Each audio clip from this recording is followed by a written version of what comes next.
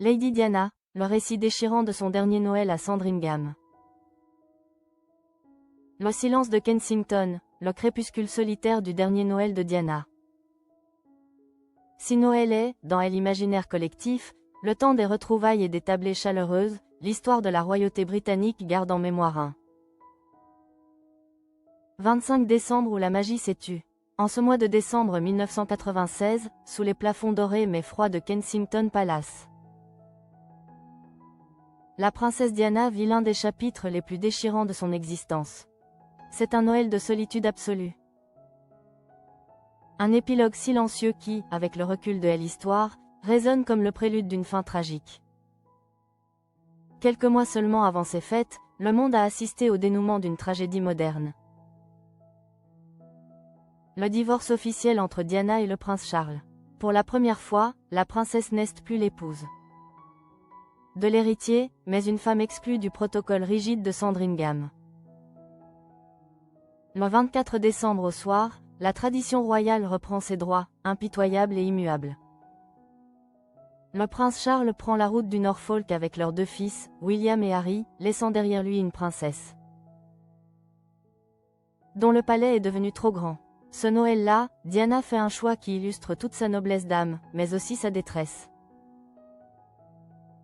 Elle libère l'intégralité de son personnel. Elle refuse que quiconque soit privé de sa famille par devoir envers elle. Dans les couloirs déserts de sa résidence, elle s'apprête à passer le réveillon face à elle-même. Les confidences de Darren McGrady, l'ancien chef cuisinier royal, sont à ce titre poignantes. Dans un entretien accordé au magazine Gala, il se souvient de la tristesse qui enveloppait Kensington à l'approche des fêtes. C'était toujours assez triste de travailler avec la princesse la veille de Noël, raconte-t-il. Diana, soucieuse de ne pas déranger, demandait que tous les repas soient préparés à l'avance et rangés dans le réfrigérateur.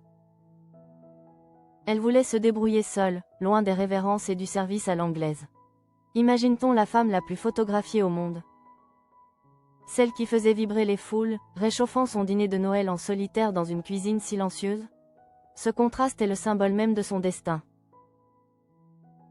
Ce retrait n'était pas seulement une conséquence du divorce, mais une fuite nécessaire. Pour Diana, l'atmosphère de Sandringham était devenue insupportable, presque toxique.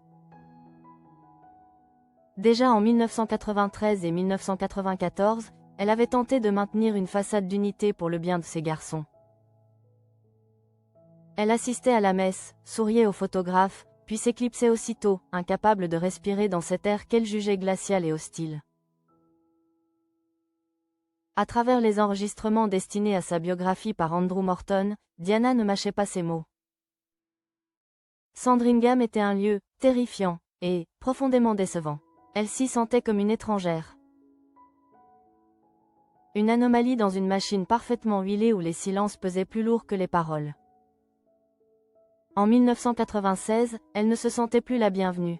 Elle avait cessé de se battre pour une place qu'Owen ne voulait plus lui donner.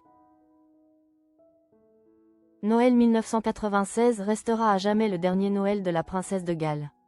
Un an plus tard, le 31 août 1997. Le tunnel de l'Alma scellait son destin. Avec le recul, cet isolement volontaire mais subi apparaît comme une métaphore cruelle de sa fin de vie. Celle d'une icône adulée par des millions d'inconnus, mais terriblement isolée dans l'intimité de ses appartements royaux. Diana, la femme qui a réchauffé le cœur du monde, a terminé son dernier Noël dans l'ombre et le froid d'un palais sans enfants et sans famille. Une solitude qui, aujourd'hui encore, hante la mémoire collective de la monarchie.